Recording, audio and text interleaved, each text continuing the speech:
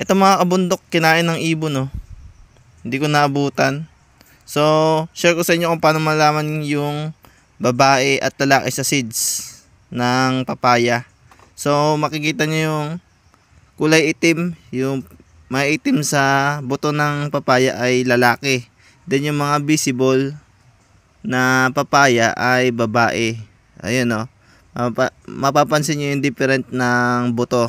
Merong itim at merong visible. Ayun, no, yung mga visible na buto ay babae. Pakita ko yung sample nyo mga kabundok. Bale, ito yung different ng dalawang seeds. Ayan, no, itim na itim siya. Bale, ito yung lalaki. And then, ito yung babae mga kabundok. Oh. Then, yung iba naman ay hinahati. Hinahati nila. So, dito daw. Yung parting dito, hatiin yan. Yung sa taas ay female. Then sa baba ay mga male. So hatiin nila yan mga ka-agree. Ayan.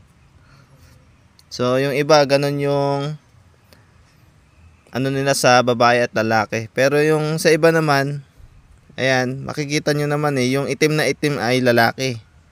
And then yung mga visible na buto ay babae po yan. Pero tested na po yan. So yun lang mga ka-agree.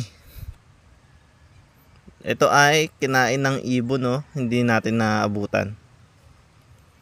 So yun lang guys. Thanks for watching. Bali may ani akong mga saging dito.